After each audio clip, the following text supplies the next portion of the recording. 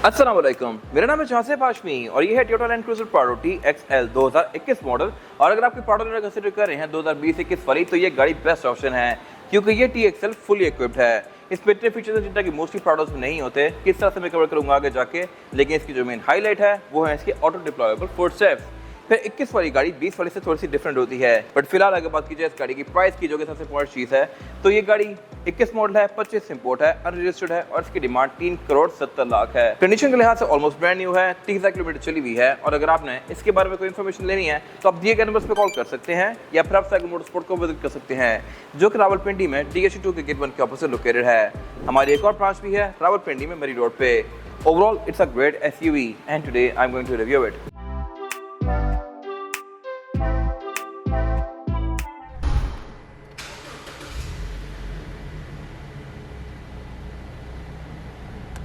Let's have a exterior of this car। और यही चीज़ है जिसकी वजह से ये गाड़ी बहुत ज़्यादा पॉपुलर है वर्ल्ड वाइड और पाकिस्तान में भी। ये गाड़ी लुक्स के लिहाज से काफ़ी खूबसूरत है और साइज़ के लिहाज से भी ह्यूज है। जबकि इतने पैसे में जिसकी कंपटीशन होती हैं वो गाड़ियाँ कंपैरेटिवली काफ़ी छोटी होती हैं या इतनी रिलायबल नहीं होती।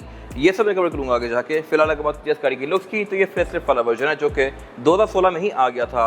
16 में पुरानी लाइट्स भी हैं जो कि टीयर ड्रॉप वाली होती थी और ये वाली लाइट्स भी हैं जो कि नई वाली हैं। इस फेसलिफ्ट में इस गाड़ी के इंटीरियर में भी चेंजेस की गई, रिम्स भी चेंज किए गए, एक्सटीरियर में काफ़ी सारी चीज़ें चेंज की गई। फ्रंट पे जो चीज़ें चेंज हुई थी वो है इसका पूरा ही फ्रंट एंड। इसमें हेडलाइट्स नहीं है, बोनट नया है, फेंडर नहीं है, बम्पर नया है, ग्रिल नहीं है और बॉडी किट्स भी 21 वाली गाड़ी में थोड़ी सी डिफरेंट होती हैं एज कम्पेयर टू 20 वाली गाड़ियाँ। किस तरह से मैं कवर करूँगा बैक पे जाके। बाकी फेसलिफ्ट में इसकी बोर्ड के अंदर दो काफ़ी बड़े हम दे दिए गए थे, जैसा कि ZX में आ गए थे इस एरा की। और जहाँ तक बात है फीचर्स की, तो ये भी काफ़ी इंप्रूव कर दिए गए थे। इस तरह से कि इस गाड़ी में हेडलाइट प्रोजेक्शन लैंप के साथ है, हाई के लिए फिर एक LED पॉइंट दिया गया है और इसमें DRL भी दे दी गई थी। फॉग लैंप भी इसके LED में है और ये TXL है तो इसमें हेडलाइट वॉशर भी दिए गए हैं। अब TXL में एक चीज़ डिस्टिंक्टिव होती है और वो होती है 360 डिग्री कैमरास, जो कि TX में नहीं आते, ना ही TZ में आते हैं। जिन गाड़ी में 360 डिग्री कैमरास नहीं होते उनमें यहाँ पे मिरर लगा हुआ होता है और मस्ट नहीं है कि हर TXL में हो। ये गाड़ी TXL है तो इसमें है, लेकिन कुछ TXL में 360 कैमरास नहीं होते, उनमें यहाँ पे मिरर लगा हुआ होता है। बाकी इसके अलावा फ्रंट और बैक पे से बाकी सेंसर्स दिए गए हैं, बॉडी किट्स में सिंपल सी लगी हुई हैं। और अगर आप इसके लोगो पे गौर करें टोयोटा के फ्रंट वाले, तो ये प्रिंटेड है और इसकी वजह यह है कि इस गाड़ी में रडार आता है, यहाँ पे सेंसर्स दिए गए हैं। बाकी इसके अलावा फेंडर इसमें चेंज हैं, अगर आप गाड़ी को फेसलिफ्ट करवाते हैं तो उसके फेंडर्स भी चेंज होंगे। और इसके अलावा बाकी साइड मिरर्स में ऑटो रिट्रैक्टेबल हैं। अगेन ऑटो रिट्रैक्ट वाला फीचर TXL में आता है। TX के साइड मिरर आप खुद ही फोल्ड अनफोल्ड करेंगे, लॉक अनलॉक करने पे फोल्ड अनफोल्ड नहीं होते। ये चीज़ मोस्टली लोगों को नहीं पता होती, बट ये एक फैक्ट है। और अगर बात की जाए इसकी एब्सोल्यूट साइड प्रोफाइल की, तो ये थोड़ी ज़्यादा स्पेशल है, इस तरह से कि इसमें ये फुट स्टेप्स डिफरेंट हैं। वैसे आम गाड़ी के फुट स्टेप काफ़ी बाहर तक आए हुए होते हैं और उससे गाड़ी की लुक थोड़ी कंप्लीट सी आती है। ये थोड़े से ज़्यादा ही अंदर गए हुए हैं, लेकिन दरवाज़ा खोलने पे डिप्लॉय होते हैं इस तरह से। इनको मैं अंदर से इनेबल डिसेबल भी कर सकता हूँ इलेक्ट्रॉनिकली और इंडिविजुअली भी कर सकता हूँ। मतलब अगर मैंने यहाँ का नहीं खोलना तो ये नहीं खुलेगा, राइट वाला खुला करेगा। ये एक अच्छी चीज़ है। ये चीज़ वैसे रेंज रोवर में नहीं आती, रेंज रोवर में दोनों ही ऑफ होते हैं इकट्ठे। खैर बाकी इसके अलावा ये चीज़ मैंने V8 वगैरह में नहीं देखी, कभी प्राडो में देखी है and I am not sure कि V8 में आता भी है कि नहीं। प्राडो के लिहाज से मेरे ख्याल से एक बहुत अच्छी चीज़ है और ये डिप्लॉय या बंद भी फ़ौरन नहीं होता है। बाकी ऑब्वियसली इसमें सेंसर्स हैं, अगर यहाँ पर टांग हो तो ये टांग को क्रश नहीं करेगा, लग के रुक जाएगा और ये एक अच्छा लग्जरी फीचर है। बाकी इसके अलावा इसमें स्मार्ट एंट्री भी आती है, यानी कि इस गाड़ी को मैं यहीं से ही लॉक अनलॉक कर सकता हूँ इस तरह से। रेयर विंडोज़ में प्राइवेसी वाली आती हैं क्योंकि ऑब्वियसली एक जैपनीज़ कार है। इसमें फिर सनरूफ भी ली गई है, लेकिन अगेन सनरूफ भी प्राडो में ऑप्शनल होती है। इवन TXL या TZG में भी आपको TZG भी मार्केट में देखने को मिलेंगी जो कि विदाउट सनरूफ हो। और अगर आप कोई विदाउट सनरूफ वाली गाड़ी ले रहे हैं तो उसका रेट कंपैरेटिवली सनरूफ वाली गाड़ी से काफ़ी कम होता है, तो ये चीज़ आप लेते हुए माइंड में रखिएगा। और सनरूफ ये जिसकी वजह से बहुत सारे लोग फॉर्च्यूनर की बजाय इस गाड़ी पर ऑप्ट कर जाते हैं, ऑल्दो ये चीज़ इतनी ज़्यादा यूज़ होती नहीं है। बाकी इसके अलावा इस गाड़ी में जो फॉर्च्यूनर से बेहतर चीज़ है वो ये है कि ये गाड़ी एक प्रॉपर लैंड क्रूजर है। फॉर्च्यूनर लैंड क्रूजर नहीं है, वो बेसिकली हाइलक्स पे बेस्ड होती है, जबकि ये गाड़ी सस्पेंशन से लेके ग्राउंड अप बिल्ड की जाती है ताकि ये एक प्रॉपर लग्जरी SUV बनाई जाए। बाकी इसके अलावा इस गाड़ी में एक और डिस्टिंक्टिव चीज़ ये है कि ये गाड़ी ऑल टाइम 4x4 है, इसको 4x2 पे स्विच नहीं कर सकते, फॉर्च्यूनर हो सकती है। फिर इसके अलावा यहाँ पे एक और चीज़ बेहतर ये है कि इसमें बैक पे भी डिस्क ब्रेक दी गई है, फॉर्च्यूनर बैक पे ड्रम ब्रेक्स आती हैं। खैर बाकी इस गाड़ी में ये फिर नए वाले हैं जो कि 21 में आ गए थे। एग्जैक्टली ये कब दिए गए थे मैं कवर करूँगा आगे जाके। और इसके अलावा फ्यूल टैंक इसमें सिंगल ही है। इसमें वैसे प्राडो में ऑक्सिलरी टैंक वाली गाड़ियाँ भी आती हैं, यानी कि 2 टैंक्स वाली। और जहाँ तक बात इस गाड़ी की रेट एंड की, तो ये भी फेसलिफ्ट में काफ़ी चेंज कर दिया गया था। टेल लाइट्स में ऑल टुगेदर रिडिज़ाइन कर दी गई थी, जिनमें ये लावा LED लैंप से दिए गए थे। ट्रंक प्राडो में साइड हिंज आता है, यानी कि इस तरह से ओपन होगा, लेकिन साइड हिंज यहीं तक ही आया है। इसके बाद इसका टेल गेट अब ऊपर जाता है नई वाली शेप में। मैंने उनका रिव्यू भी किया हुआ है जो कब जाके हमारे पेशो देख सकते हैं।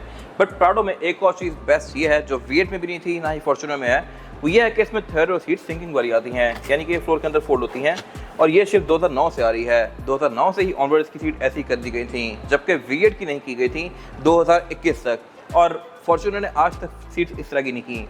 इससे तो ट्रंक की यूटिलिटी काफ़ी हद तक बढ़ जाती है, विंडोज़ भी ब्लॉक नहीं होती, और इसके अलावा ये 4x4 भी इलेक्ट्रॉनिकली होती हैं, तो ये भी एक नीट वे है इन सीट्स को इनकॉर्पोरेट करने का।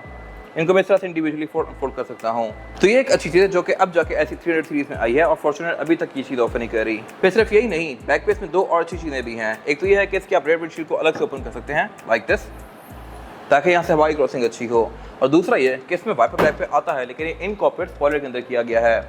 ये चीज़ भी इवन LC 300 सीरीज़ में कंटिन्यू नहीं की गई। 300 सीरीज़ में भी वाइपर यहाँ पे आता है, जबकि प्राडो में ऊपर दिया गया है, तो ये मेरे ख्याल से एक नीट वे है इसको इनकॉर्पोरेट करने का, but I am not sure कि 300 में क्यों नहीं फॉलो किया गया। बाकी बॉडी किट्स में बैक पे डिफरेंट है कंपेयर टू 2020 या उससे पहले वाली गाड़ियाँ। इनमें कट्स डिफरेंट आते हैं, पार्किंग सेंसर्स के बम्पर से थोड़ा ज़्यादा बाहर निकले हुए हैं, और इसी वजह से इसके बम्पर का कट भी डिफरेंट है। और अब अगर बात कीजिए इस गाड़ी के इंटीरियर की, तो ये भी फुली इक्विप्ड है। इस तरह से कि TXL में जो भी चीज़ें ऑफर होती हैं वो सब इसमें ली गई हैं। हीटेड कोल्ड सीट्स हैं इसमें, सनरूफ है, सीट्स लेदर की हैं, इलेक्ट्रॉनिकली एडजस्टेबल भी हैं, और इसके अलावा स्टीयरिंग व्हील भी इस गाड़ी में वुड की फिनिश के साथ है। मोस्टली गाड़ियों के स्टीयरिंग पूरे लेदर के होते हैं, बट इसमें ये लेदर और वुड का कॉम्बिनेशन यूज़ किया गया है, जो कि उसके लिहाज से काफ़ी खूबसूरत लग रहा है। अब अगर बात कीजिए इसके इंटीरियर के बारे में, तो ये फेसलिफ्ट वाला इंटीरियर है जो कि 2016 के बाद आया था। पहले वाली गाड़ी इंटीरियर के लिहाज से बड़ी डल सी लगती थी। इसमें डैशबोर्ड थोड़ा ज़्यादा प्रोनाउंस कर दिया गया, सेंटर में काफ़ी सारा सिल्वर दे दिया गया, और इसके अलावा इसका मल्टीमीडिया भी 2021 में दोबारा चेंज किया गया था। ये नई स्क्रीन वाली कार है। फिलहाल अगर बात कीजिए स्टीयरिंग व्हील की, तो ये सेम टू सेम वैसा ही है जैसा कि 2016 के ZX में आता था, और इसमें मल्टीमीडिया कंट्रोल्स भी दिए गए हैं। राइट पे जो कंट्रोल्स हैं, यहाँ से आप इसका क्रूज कंट्रोल भी इनेबल डिसेबल कर सकते हैं, और क्रूज कंट्रोल भी इसमें एडाप्टिव है, यानी कि अगली गाड़ी के हिसाब से अपनी स्पीड को कम और ज़्यादा करेगा। लेफ्ट पे जो कंट्रोल्स दिए गए हैं ये मल्टीमीडिया के हैं, और इसके अलावा हेडलाइट के कंट्रोल्स में ऑटोमेटिक हैं, यानी कि डे ऑन को सेंस करके ऑटोमेटिकली ऑन और ऑफ होंगी, लेकिन ये भी डिफरेंट है। 2021 में हेडलाइट का कंट्रोल LC 300 सीरीज जैसा आ गया था। इसको अगर मैं एक दफ़ा पीछे कर दूंगा ऑटो पे, तो भाई इसकी हेडलाइट्स ऑफ हो जाएंगी, और इससे नीचे करूँगा तो पार्किंग ऑन होगी, ये पार्किंग ऑफ होगी, और हेडलाइट ऑन ऑफ भी इसी तरह नीचे करने से होती हैं। ये चीज़ 2021 से ऑनवर्ड्स आई है। खैर वाइपर इसमें ऑटोमेटिक फीचर के साथ हैं, यानी कि रेन सेंसिंग है, और जहाँ तक बात है इसके मीटर की, तो ये भी फेसलिफ्ट में काफ़ी इंप्रूव कर दिया गया था। स्पीड लिमिट इसकी 180 किलोमीटर/आवर तक है। सेंटर में इसके 4.2 इंचेस का MID क्लस्टर दिया गया है, जो कि आपको इस गाड़ी की बहुत सारी चेयर्स शो करवाएगा। फिर जहाँ तक बात है इसके डैशबोर्ड की, तो इसका अपर एरिया पहले वाली प्राडो जैसा ही है, लेकिन ये जो स्क्रीन वाला एरिया है ये 2021 में बहुत ज़्यादा इंप्रूव कर दिया गया था। स्क्रीन में इसके Bluetooth aux, navigation, USB, Android auto, Apple CarPlay ये सब आ गया था 21 में, और इसकी जो फील है ये भी थोड़ी मैट वाली है। बाकी स्क्रीन वैसी है जैसा कि टोयोटा की मोस्टली नई कार्स में आ रही है। सॉफ्टवेयर इसका नई LC 300, नई रीवो, नई फॉर्च्यूनर जैसा है।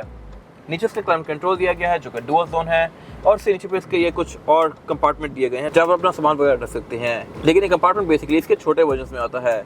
बड़ा वर्जन TZG में यहाँ पे इसके मल्टी टेरेन सिस्टम वगैरह के कंट्रोल्स दिए गए होते हैं, और क्लाउड कंट्रोल भी ये गाड़ी ऑफर करती है TZG में, और ये चीज़ें वैसे यूजुअली V8 में देखने को मिलती हैं। उस इंजन की 4x4 की सिलेक्शन दी गई है, ट्रैक्शन कंट्रोल दिया गया है, कप होल्डर्स हैं, और गेयर सिलेक्टर है। गेयर सिलेक्शन जो है इसमें यह है PRND, और स्पोर्ट्स में करके मैं इसको मैनुअली भी चला सकता हूँ। बाकी हैंड ब्रेक इसमें ट्रेडिशनल है, पीछे इसकी हीटेड और कूल्ड सीट्स के कंट्रोल्स दिए गए हैं, और इसके अलावा फिर इसके सेंटर कंसोल की अगर बात की जाए तो ये भी स्पेस के लिहाज से डिसेंट है। यहाँ पर आप अच्छा खासा सामान इजीली एडजस्ट कर सकते हैं। फिर जहाँ तक बात है सीट्स की, तो ये इसकी पूरी ही लेदर की हैं, और इनमें परफोरेशन दी गई है, यानी कि पंच होल्स, जहाँ से ये सीट्स आप पे हवा थ्रो करेंगी क्योंकि वेंटिलेटेड हैं।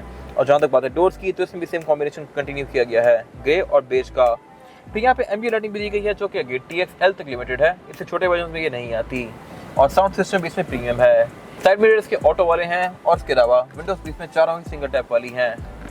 बाकी इसके अलावा 20 मिनट्स में ड्राइवर और पैसेंजर दोनों के लिए दिए गए हैं, विद लाइट्स जो कि ऑटोमेटिकली ऑन और ऑफ होती हैं, और इसमें ऑब्वियसली सनरूफ है। बाकी यहाँ कुछ खास है नहीं। और अब अगर बात की जाए इसमें पैसेंजर्स के लिए सीटिंग कैपेसिटी की, तो ये बैक पे अच्छी खासी स्पेशियस है। लेगरूम का मेरे पास कोई इशू नहीं है, और हेडरूम का भी। फॉर्च्यूनर से ये गाड़ी एनी डे एक बेहतर ऑप्शन है। बाकी इसमें फ्लोर बेड भी ऑलमोस्ट फ्लैट आता है सेंटर में, तो यहाँ पे 3rd पर्सन को पावर रखने में भी कोई इशू नहीं होगा, और इसमें सीट्स अगेन परफोरेटेड दी गई हैं। सेंटर में सेंटर कंसोल दिया गया है जिसको निकाल के मैं एज एन आर्मरेस्ट यूज़ कर सकता हूँ, और इसमें 2 कप होल्डर्स भी दिए गए हैं, और इसके अलावा इसकी फील भी काफ़ी प्रीमियम है।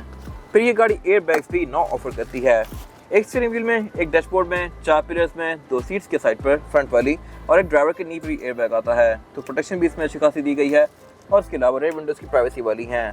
बाकी क्योंकि साउंड सिस्टम इसमें अपग्रेडेड है, तो बैक पे इसमें 2 स्पीकर दिए गए हैं एक डोर में, एक नीचे स्पीकर है, एक ऊपर ट्विटर भी है और बाकी इसमें थर्ड रो सीट्स भी आती हैं जिनमें एंटर आप इन सीट्स को फोल्ड करके होंगे। और अगर बात की जाए इंजन की तो इस बॉडी में 3 मेन इंजन आते हैं। एक तो 2700 सीसी जो कि ये इंजन है और ये सबसे ज़्यादा कॉमन है। फिर इसमें 2800 सीसी टर्बोचार्ज डीजल आता है और फिर इसमें 4000 सीसी पेट्रोल भी आता है। लेकिन ये इंजन आपको सबसे ज़्यादा देखने को मिलेगा, सबसे कम एवरेज मेरे ख्याल से इसी की है, बट इसके लिए काफ़ी ज़्यादा चल रहा है क्योंकि इसके पार्ट्स इजीली अवेलेबल हैं और इसकी मेंटेनेंस भी हर बंदा कर लेता है। और इसकी वजह एक और ये भी है कि ऐसा engine same to same Fortuner में भी आता है और बहुत सारी गाड़ियाँ और भी ऑफर करती हैं, तो इसलिए आपको पार्ट सोर्स करने का कोई इशू नहीं होगा। लेकिन अब जाके इस गाड़ी में डीजल वर्जन की भी मार्केट बननी शुरू हो गई है। 2022-23 तक डीजल गाड़ियों को कोई नहीं पूछता था, लेकिन 24-25 में ये गाड़ियाँ बहुत तेज़ी से बिक रही हैं। डीजल गाड़ी में एक बेस्ट चीज़ ये है कि एक तो उसका टॉर्क ज़्यादा है और उसकी एवरेज अच्छी आती है, लेकिन उसकी कॉस्ट ऑफ मेंटेनेंस थोड़ी सी ज़्यादा है as compare to this car, और उसमें एडब्लू भी डलता है। एडब्लू भी अगेन एक एडिशनल कॉस्ट है जो कि आपको बेयर करनी पड़ती है। खैर अगर बात की जाए इस गाड़ी की तो ये तकरीबन 170 के आसपास हॉर्स पावर प्रोड्यूस करती है। इसमें ABS, traction control, driver modes ये सब आता है। ट्रांसमिशन ऑटोमेटिक की ऑफर होती है इसमें, और बाकी यहाँ पे इंस्टॉलेशन प्रॉपर दी गई है जो कि इसके इंजन को काफ़ी नीट बना रही है। फॉर्च्यूनर से इस गाड़ी का इंजन भी बहुत बेहतर है। बाकी ये इंजन काफ़ी छोटू सा है और टेढ़ा है, I am not sure why. ये इस जनरेशन में और इससे पहले वाली प्राडो में भी टेढ़ा ही आ रहा था। बोर्ड के अंदर इसकी इंस्टॉलेशन दी गई है, बोर्ड इसका हाइड्रोलिक से ओपन होता है। और अब अगर बात कीजिए इस गाड़ी की टायर साइज की, टायर साइज जो है इसमें ये है 265, 55 और 19। टायर डनलॉप ग्रैंड ट्रैक है जो कि एक अच्छा टायर है और रीवो से लेके लेक्सस LX 600 तक यही टायर आता है डनलॉप ग्रैंड ट्रैक टोयोटा की मोस्टली गाड़ियों में। बाकी रिम ये इसका नया वाला है जो कि 21 के बाद ही आना शुरू हुआ था और ये लुक्स के लिहाज से काफ़ी खूबसूरत है। और इसमें फिर ऑब्वियसली ऑर्बिटल डिस्क ब्रेक भी दी गई है। फिर इसमें ABS, traction control, driver modes ये सब आता है, लेकिन एक चीज़ ये गाड़ी सिर्फ कम ऑफर करती है और वो है height control. Height control TZG में आता है, लेकिन वो ऐसी चीज़ नहीं है कि जिससे कोई बहुत ज़्यादा फर्क पड़ता हो। ये था आज का रिव्यू। अगर आपको ये रिव्यू पसंद आया है तो उसको लाइक कीजिए, मेरे चैनल को सब्सक्राइब कीजिए, और अगर आपके पास इस गाड़ी से रिलेटेड कोई भी राय है तो उसको कमेंट सेक्शन में शेयर जरूर कीजिएगा, ताकि वो लोग जो ये गाड़ी लेने वाले हैं वो आपकी राय से फ़ायदा उठा सकें। अपना ख्याल रखिएगा। Thank you.